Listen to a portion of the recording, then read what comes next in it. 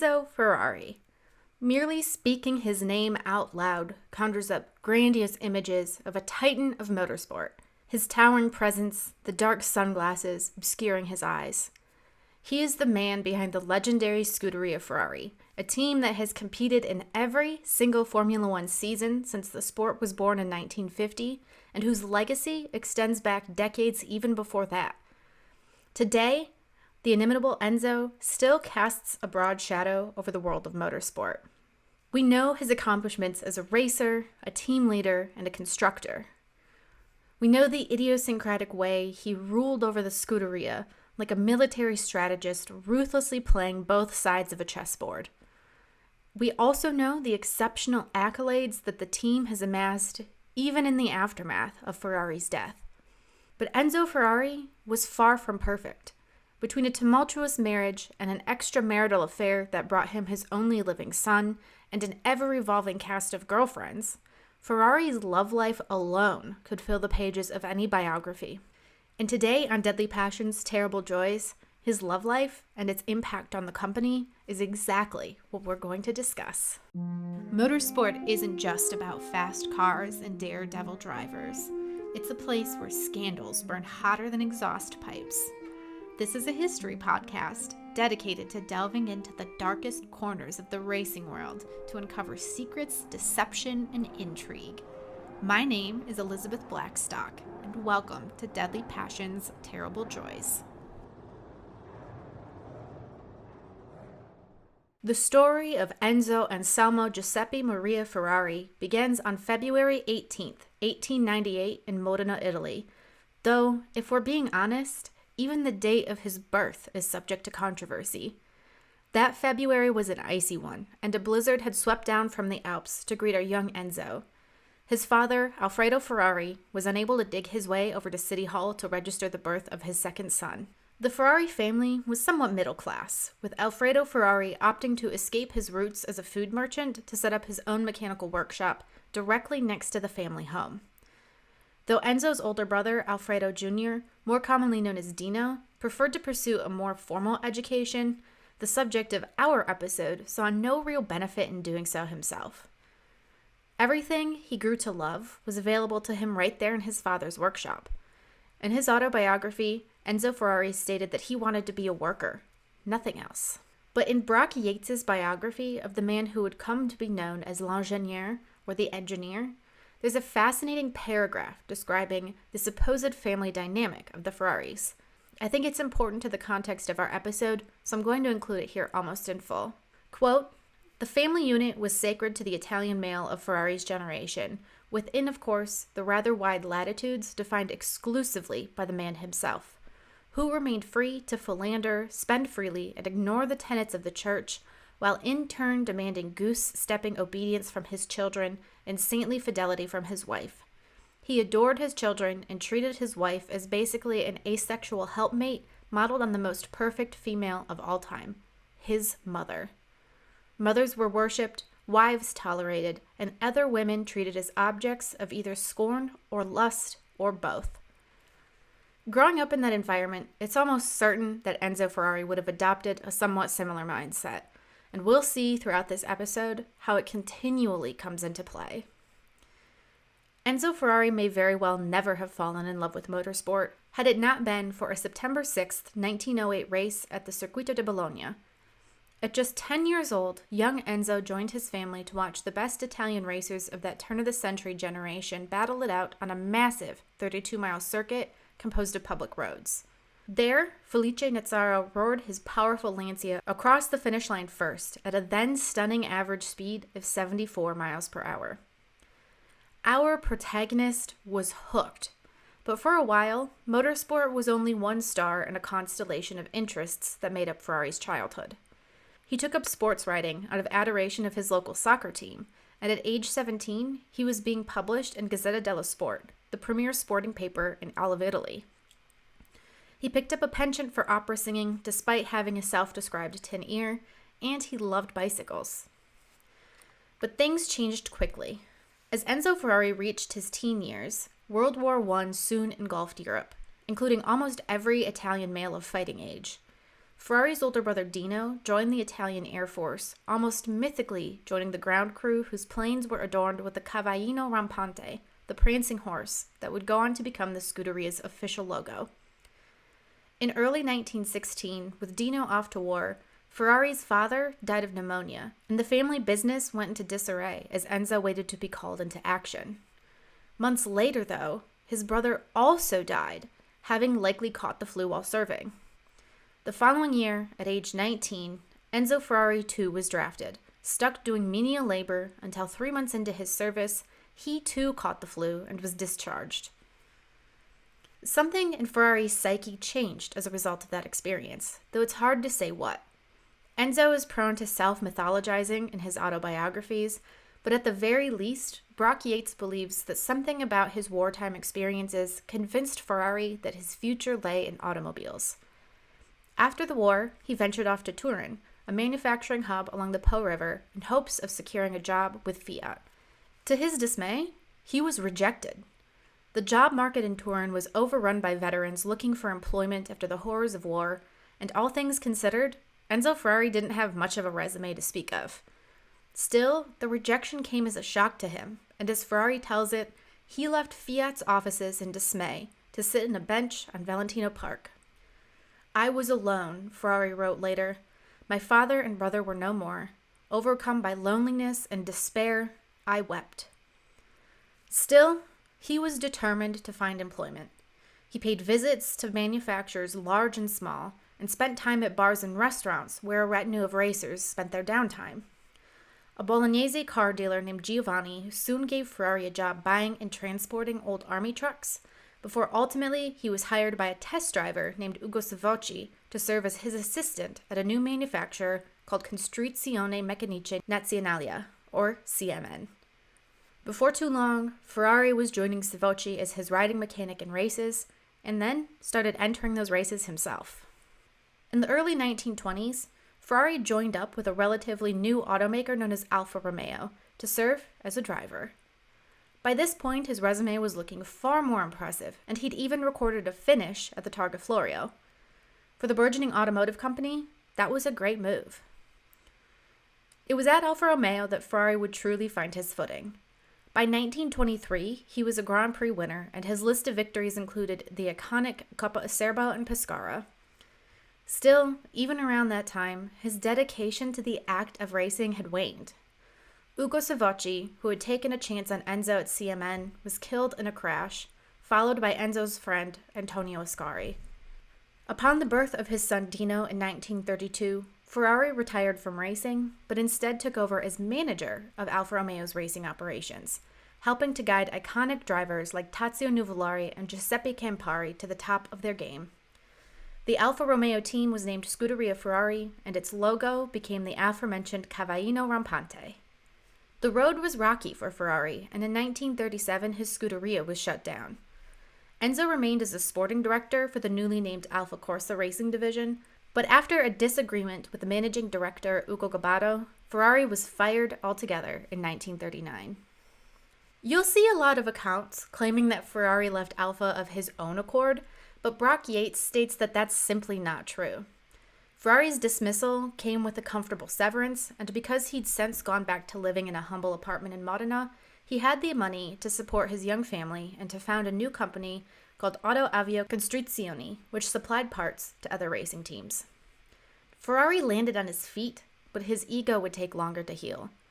Despite the fact that at age 41, he had become an impressive figure in the Italian motorsport world, and that he soon began to build 2 cars for the 1940 Mille Miglia, the man was hurt. He was ashamed to have been fired, and was unable to use the name Scuderia Ferrari as part of a settlement with Alfa. Other automakers began to flood into Modena to establish their roots in Ferrari's hometown. It would be difficult to reestablish a place of respect and a race team within that community. Then in 1940, World War II brought everything to a halt. Enzo Ferrari was too old at the time for military service, and, broken by his dismissal from Alfa, he soon turned to manufacturing machinery for the war effort. Because of that, his factory was bombed, and Ferrari was forced to relocate from Modena to Maranello. In the swirl of war, Enzo began a liaison with another woman who soon got pregnant. His son Dino, just 12 years old, was sick, and his already tenuous relationship with his wife grew more strained. When peace brought an end to the political chaos, Ferrari was ready to escape into the automotive and motorsport worlds once again, and he wasted no time preparing the race cars that would come to make him famous. The story of the Scuderia, though, is a story for another day.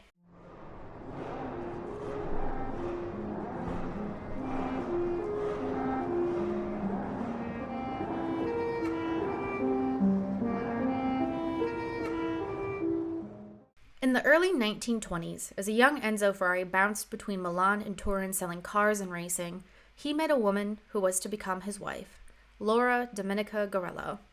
Although there was a persistent myth that Laura came from money, the truth was a much different story.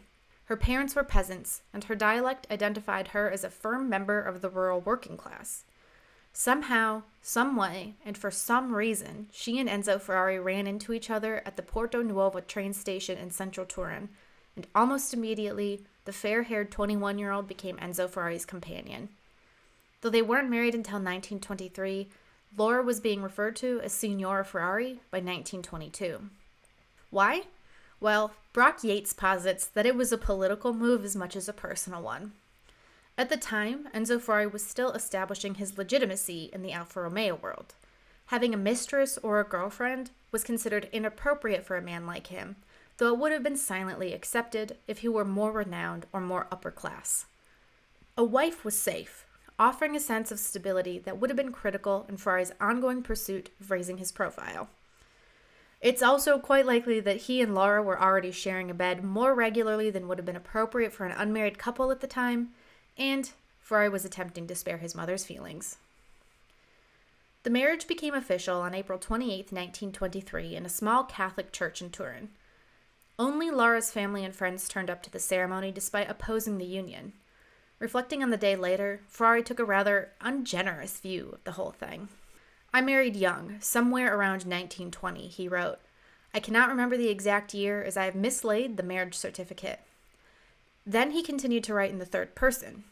"This young man declared that nothing else mattered where there was love. I later came to realize that the rest did matter, and matter a lot." And it seems like that realization came quickly. As Brock Yates writes in his biography of Ferrari, Laura largely disappeared from the racing world as soon as they were married.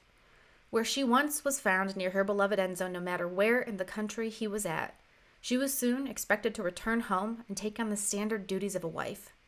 Yates hypothesizes that it only took a few months after that before Enzo Ferrari was sleeping with other women. We can't say exactly how Laura felt about things, but we do know that by 1925, her frustrations were mounting, and as she and Ferrari planned to move out of the home they'd converted into an automotive workshop, she engaged in a bitter battle with Ferrari's mother. The two apparently hated each other from the moment they met, and making matters worse, Ferrari was absolutely devoted to his mother, who was the only remaining member of his close family. A portion of his funds were set aside to support his mother, who he tried to keep as far away from Laura as possible, with the two still living in the same town. Ferrari, for his own part, tried to keep away from both of them, and could increasingly be found whiling away the hours in bars and cafes, wooing the flashy women that flocked to the motorsport scene. Still, with divorce explicitly banned by the Catholic Church, Laura and Enzo were bound together whether they liked it or not. The only small positive they seemed to find in a very conflicted marriage came in the form of their only son, Alfredo Ferrari, who became known as Dino. Dino was born on January 19, 1932, and from the moment he left the womb, he was being primed to take over the ever-expanding Ferrari empire. During the war, the Ferraris purchased land in Maranello under Laura's name, largely in the hope that doing so would prevent any issues with the government. She remained the caretaker of the financial side of the growing Ferrari empire, even as young Dino began to fall ill with what we now assume to be Duchenne muscular dystrophy, a disease that ravages the muscles throughout the body until eventually it leaves a person bedbound. All the while, Enzo was engaging in an affair with another woman named Lina Lardi. For years, they maintained this facade, with Laura taking charge of the Scuderia's finances as young Dino began helping out in the shop and pursuing an education, studying economics in Bologna and mechanical engineering in Switzerland in the hopes of taking the family business to new levels. at least until his illness forced him into bed in his family's home. Even there, Dino aimed to leave some kind of legacy, helping Ferrari engineer Vittorio Giano sort through the details of a new 1.5-liter V6 engine. When he died on June 30th, 1956, at just 24 years old, the Ferrari marriage shattered. As you might imagine, both Laura and Enzo began pointing fingers at each other. Even though muscular dystrophy had been discovered for over a century at this point, it was highly unlikely that doctors would have known how to diagnose it. Dino's illness is variously referred to as leukemia, multiple sclerosis, muscular dystrophy, and the nephritis virus, but according to Brock Yates, Enzo Ferrari also firmly believed, at least for some period of time, that his son's death was caused by syphilis that he contracted from his mother, who he began to refer to as a whore. In the wake of his son's death, Enzo Ferrari became more stoic, cynical, and bitter. Here begins to emerge the man who never once hesitated to pit his drivers against one another, who began to express grief not for the talent that died behind the wheel of his cars, but for the broken car itself. Meanwhile, Laura is said to have become more erratic and unstable, and understandably so. Making matters even worse, she was still in the throes of grief when she discovered that her husband had been living a second life with Lina Lardi, who had given birth to another of Enzo's sons. This new boy was named Piero, and as Yates writes, Laura was clearly the loser. With her only son dead, Ferrari himself had seemingly hedged his bets by siring a second offspring, a second heir, as it were, who remained concealed to all but a few of Ferrari's closest associates. Laura was irate, referring to the child as a bastard any time she could, and forbidding him from stepping foot in the Scuderia Ferrari workshop. As work began on a car that would come to be known as the Tipo 156, or the Shark Nose, a race car featuring the 1.5-liter V6 engine designed in part by Dino Ferrari, Laura Ferrari changed. Heading into the 1961 Formula One season, she suddenly began to appear in the workshop after years spent managing the financial affairs from home. She demanded to attend races, to be shuttled to the track, and to stop at various cathedrals and monasteries along the way. She carried a briefcase filled with cash but never paid for anything, instead walking out of shops with items and forcing others to pay for her on her behalf.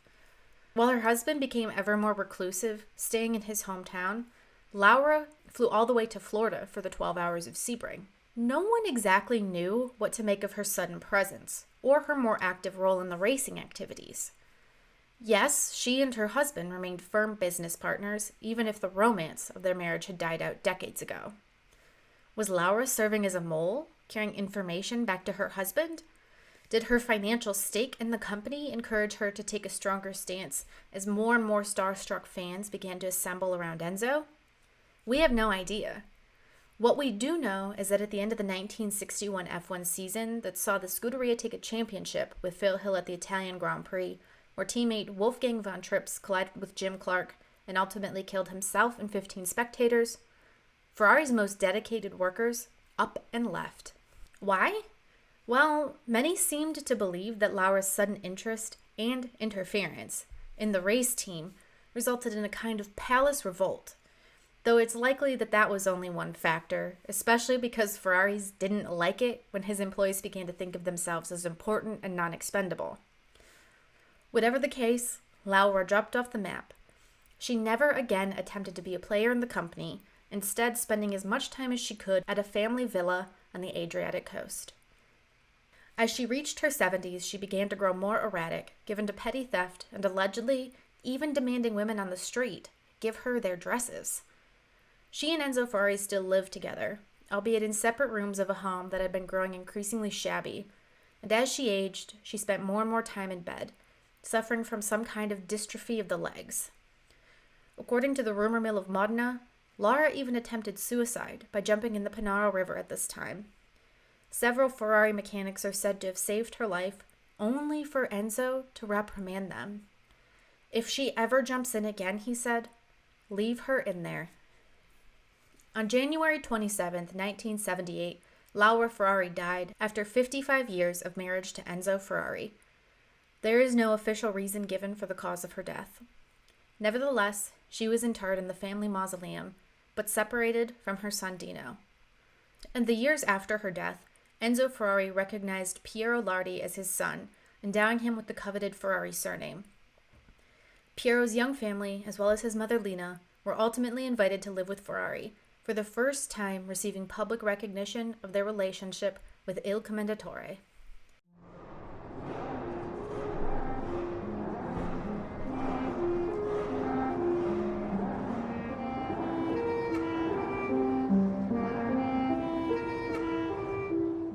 As World War II raged on into its final years, and as Ferrari's various operations were targeted by Allied bombing raids, Enzo Ferrari discovered that he was going to be a father once again.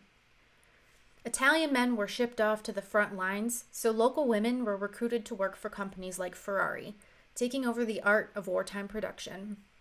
One such woman, fair-haired and beautiful by all accounts, quickly caught her boss's eye. Her name? Lina Lardi del Gagliardi.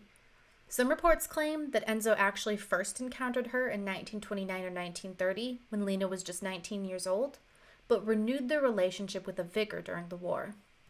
At the time, Enzo was in his mid-40s, over a decade older than the gentlewoman from Castelvetro who caught his eye.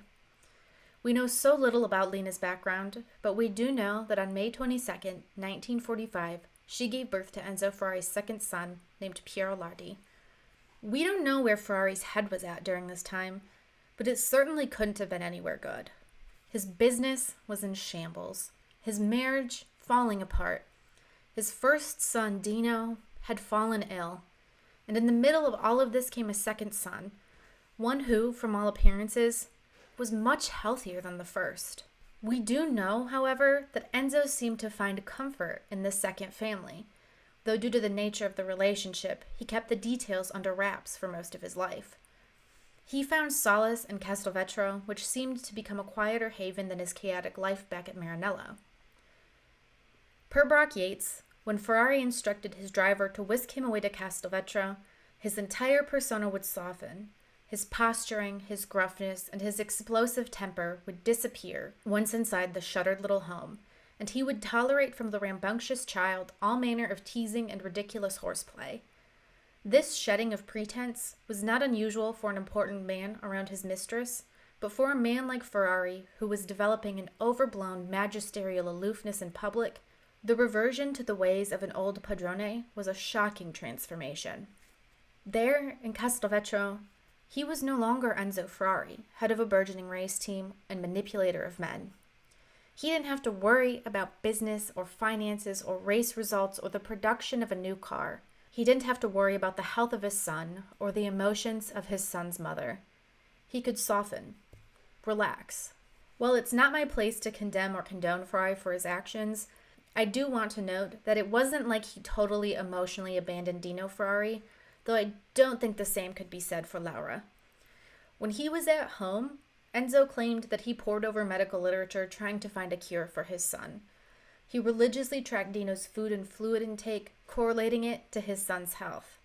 However, I do want to note that other people disagree with Ferrari's sentiment that he was a devoted and doting father. American Carol Shelby had become close friends with Dino as the boy neared his death, spending hours at his bedside. Shelby claimed Ferrari was nowhere to be found. The truth, as with the truth of most things, likely falls somewhere in the middle. But that being said, no matter how involved Ferrari was in Dino's life, he very likely craved a life where things were different, where his son was healthy and the weight of the world didn't press so heavily on his shoulders. As Piero grew older, Enzo began to take him more under his wing. He invited Lina and Piero to move into apartments in Maranello and brought Piero to the factory to serve as an English translator and later to take a more active role in the day-to-day runnings of the factory, much to Laura's disdain. After Laura died, Piero and Lina moved into Ferrari's large apartment, and Piero was finally invited to take the Ferrari surname. Lina and her son were present at Enzo Ferrari's bedside when he passed away in 1988. Lina Lardi remained quiet and dutiful throughout her life, keeping the intimate details of her relationship close to her chest and out of the prying eyes of the public. Though her family initially disapproved of her role as his mistress, they soon softened. Ferrari was, after all, no mere man. Even though she played a massive role in Ferrari's life and went on to live until 2006, we still don't know much about her. And I'm sure she was inundated with requests to dish out all of the juicy details of her decades-long affair. Rather than speak to the tabloids or write a memoir, Lina Lardi remained faithful until the end. According to Brenda Werner, who served as Ferrari's secretary during the last decade of his life, Lina never went on to marry, and the details of her life will likely remain concealed.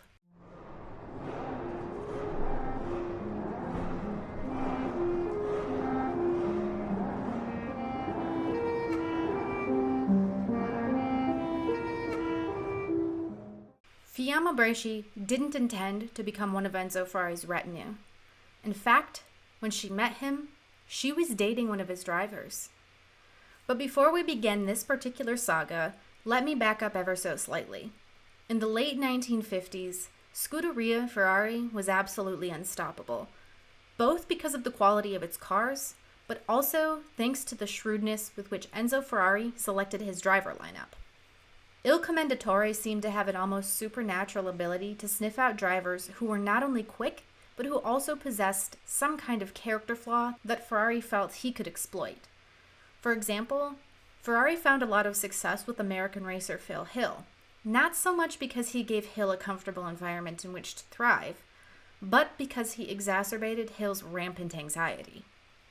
Many people have said that Ferrari wasn't so much an engineer or team manager as he was an incredible manipulator of men. That manipulation served as the backbone of his racing operations, and in 1958, the Scuderia's full-time Grand Prix team consisted of 3 men: Peter Collins, Mike Hawthorne, and Luigi Musso. Hawthorne and Collins were 2 of Britain's brightest racing talents, but beyond that, they quickly established an incredible bond. At the Ferrari race shop, they were the only 2 men who spoke English as a first language, and before long, they were inseparable. And they were both also very close to Enzo Ferrari.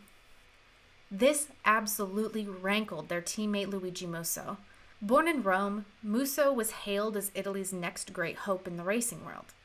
He'd put in a few years with Maserati before making the move to Ferrari, where he naturally might have expected to become the team's #1 driver. But at Ferrari, that was an honor that had to be earned, not handed out lightly. As Musso soon discovered, Ferrari wanted him to fight for his role in the team, and to fight hard. That realization weighed heavily on Musso's shoulders, and it seemed as though Hawthorne and Collins picked up on that. They could get away with cajoling Musso into erratic behavior both on and off the track, even allegedly going so far as telling him, after 1958's 24 Hours of Le Mans, that the 2 Brits were conspiring together to guarantee Ferrari's next champion would be British, not Italian. Making matters even worse for Musso was his private life. In the midst of his racing career, he abandoned his wife and children and instead pursued a fiery 24-year-old named Fiamma Bresci. He lived larger than his means and soon found himself in a truly dramatic amount of debt. According to Ferrari's sporting director Romolo Tavoni, Musso received a letter from his estranged wife the night before the French Grand Prix, instructing him that he needed to win in order to pay off his debts. As if that tension wasn't enough, at that very same race, Peter Collins discovered that he had been demoted to Formula 2 ahead of the French Grand Prix. Punishment not only for losing the 24 Hours of Le Mans thanks to a clutch failure, but also for abandoning the car on the side of the track and shipping off immediately. That was an embarrassment for Ferrari, and naturally he punished Collins. But Collins fought back. He argued that if he finished well in the Formula 2 race, he should be allowed to start the Formula 1 event. And coming second in F2, he earned his slot, thus kicking off a heated battle with Musso. After all, Hawthorne and Collins perhaps wondered if Musso had ratted them out to Enzo Ferrari for threatening to conspire against him. At the start of the race, Hawthorne launched into the lead ahead of Musso, the latter of whom began a desperate chase to snatch that position back. To do so, he attempted to take the tricky Muisan curve flat out and got it wrong. His Ferrari jumped a curb and somersaulted 3 times, throwing Musso to the ground. In the pits was Musso's girlfriend Fiamma Bresci, who was assisting in the timing and scoring. She waited for his car to streak past her, but it didn't happen. Lap after lap went by, and Musso didn't show. No one said a word, and I was scared to ask, she recalled in her memoir. I started to pray, please God, please God. Shockingly, Musso was still alive when he was fetched by a medical helicopter and whisked to the Maison Blanche Hospital in Reims. According to Bresci, he didn't even have a scratch on him. She was heartened enough by that to head back to her hotel room to wait for more news, only to discover that almost as soon as she had left, Musso died. I ran for the window, which was open because it was July and very hot, she later said. I tried to throw myself out. I was already halfway out when Beba, Fangio's girlfriend, and Lulu Trintignant grabbed me and pulled me back. They didn't leave me alone that night or the next day. According to Michael Cannell in his book The Limit, Bresci looked out the window at one point that evening to spot Musso's mortal enemies Mike Hawthorne and Peter Collins kicking an empty can around in the piazza. For a brief moment, the hate for those two was stronger than the pain I was feeling, she recalled. I would have wanted them dead. Why were they alive and Luigi was not? Damned Englishmen, why were they laughing? And things only got worse. Divorce was forbidden by Italian Catholic law, which meant Musso was still married to his wife. Bresci was not only ineligible for any inheritance, but Musso's wife soon turned up at her house to retrieve all of the jewelry her husband had gifted to Bresci, going so far as to even attempt to tear it off the other woman's body. A month after Musso's funeral, Bresci found a letter from Enzo Ferrari in her mailbox, stating that she would always have friends in Maranello. By the time she took a train to Modena in the summer of 1959, both Collins and Hawthorne had died, the first in a crash at the German Grand Prix, and the second in a road accident after retiring from F1 as world champion. The complexion of the team had changed entirely, but Bresci's grief was only made worse by the recent suicide of her grandmother. When she arrived in Maranello, she and Ferrari wept together, she for her lover and grandmother, and he for the loss of his son. Recalling this day in her autobiography, Bresci wrote that Ferrari was a constructor of cars and a destroyer of souls, and yet if you entered into his orbit, you would have given anything to never leave. That is how I entered into his life, and he into mine. Not long after, Ferrari helped Bresci establish her own boutiques in Bologna and Florence, and he paid a visit to her apartment weekly on Thursday afternoons. Soon after, he recruited her to head to the racetracks, because he was apparently dissatisfied with the reports he was receiving from drivers and mechanics. He wanted news firsthand, not only expert opinions, Bresci explained. I lent myself to this work. I know the atmosphere well, and I knew how to distinguish a champion from a good driver. In a different interview, Bresci continued, I always had to know what was going on. Then I'd go back to Modena and report it to him in person. Sometimes he got contradictory reports, and he'd say, should I believe you or them?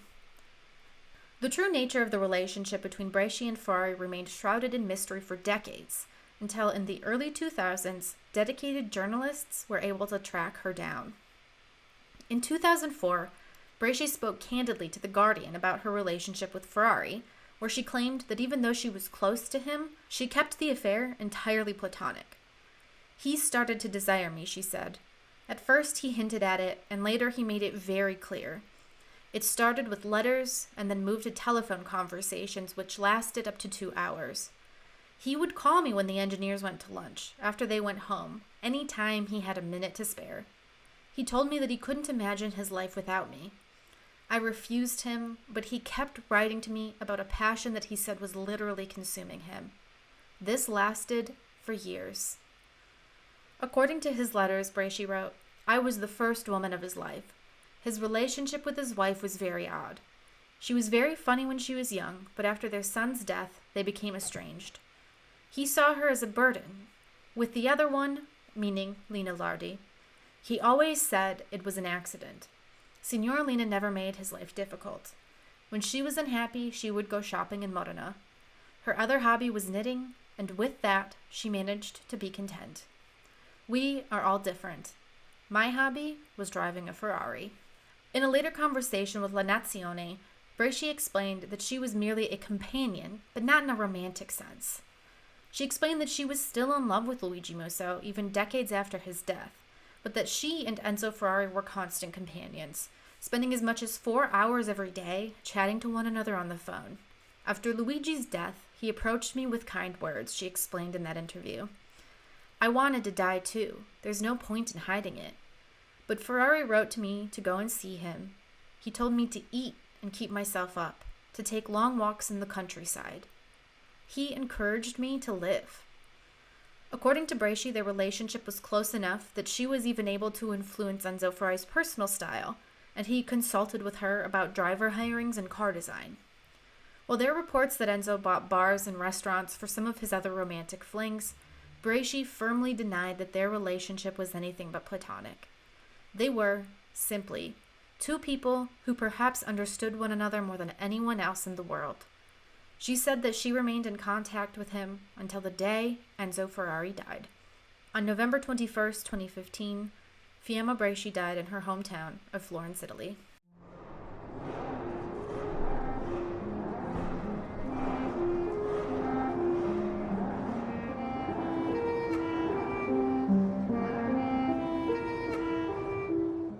In 2025, our contemporary understanding of relationships has drastically evolved when compared to Enzo Ferrari's liaisons back in his day.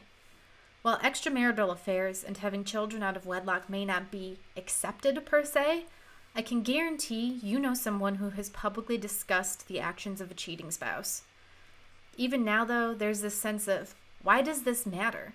This is Enzo Ferrari's personal life. Is it any of our business? And maybe that's the case with the average Joe.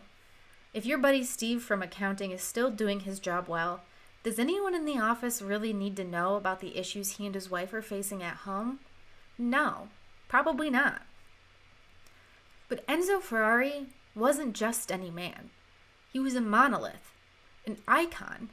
Whether he was signing the next great Formula One star or arguing with the FIA about what constitutes homologation in sports car racing, he was the kind of person whose very presence brings with it a sense of gravitas. When you have the Vatican writing articles about you, then I think it's fair to say you're not just the average Joe. Even more than that, though, was the fact that Enzo Ferrari was his company. He was his race team. He lived and breathed his work. His race shop was his home. His favorite restaurant was the place where he entertained drivers and sponsors, and he rarely traveled outside of his hometown, where he had built that incredible business. That meant his extramarital affairs take on a sheen of extra importance, and that includes actual factual importance, such as the matter of inheritance. After Ferrari and his wife Laura witnessed the death of their beloved son Dino, there was no one left to inherit the company. No one, that is, except for his second son Piero. We know Piero was born out of wedlock. We know Enzo Ferrari had to wait until Laura's death to officially recognize the boy as his son. But at that point, Piero Lardi became the future of the company and is now vice chairman of Ferrari, with a 10% stake in it. Did Ferrari's affair with Lina Lardi matter? Yes. It was ultimately their son who carried the Ferrari family name. Does it matter that Enzo was regularly unfaithful to both Laura and Lina? Yes, of course. We may not know all the details of his every liaison, but knowing that he was a fan of the whole sexual conquest thing helps us understand his legacy, his actions, and who he was at his core. You can take whatever moral stance you'd like about his infidelity, but knowing that Enzo Ferrari regularly sought out sex paints a picture of a man who is driven first and foremost by gratifying his ego. In the context of his legacy as a team owner, it certainly helps us to greater understand why he was so hard on his drivers, signing them and firing them at a whim, or pushing them to the very brink. We're looking at a guy who saw most of the people in his life as pawns in service to his success, his pleasure, and ultimately, his legacy. But I think knowing all of this about Ferrari can also show us a depth of personality we would likely have never otherwise understood. Personally, I'm thinking of Fiamma Bracey here. She was devastated by Musso's death, and Ferrari actively reached out to her as she mourned. Sure, Maybe he was just hoping to have sex with her, but the two developed a bond that transcended that, with Bracey serving as Ferrari's spy and confidant, and Ferrari helping her to set up a series of boutiques as a means of making a living. She was described as becoming the woman who ultimately understood Ferrari better than any of the other women with whom he had affairs.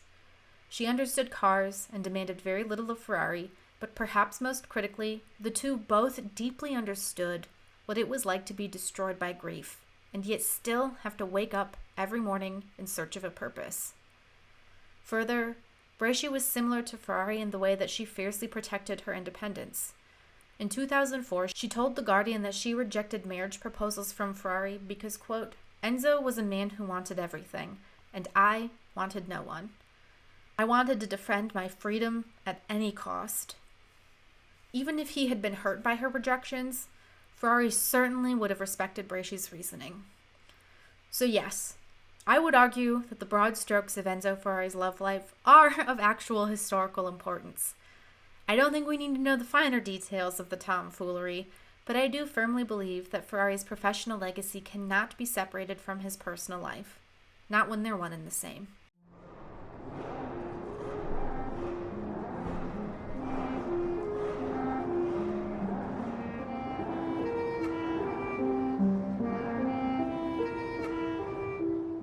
Thank you so much for tuning into this episode of Deadly Passions, Terrible Joys.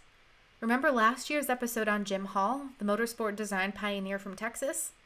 In our next episode, we're revisiting the Chaparral founder to talk about how he and his crew were commissioned by General Motors to debunk the groundbreaking lawsuits against the ill-fated Chevy Corvair. If you enjoyed this episode, please subscribe to the show, give it a rating, and leave a review. And if you're hungry for more, don't forget to check out the DPTJ Substack, where I'm digging into contemporary motorsport news, breaking down the barriers of becoming a racing journalist, and keeping you up to date on everything you should be reading this week. Finally, if you have further questions, sponsorship opportunities, or you just want to reach out, I have an email for that. deadlypassionsterriblejoys@gmail.com. Finally, we're ending with La Source, the segment named after the iconic turn at Spa-Francorchamps, but that serves as my bibliography for each episode. It's important to me to be able to cite regularly and accurately, so I want to give a shout out to some of the most influential sources at the end of each show.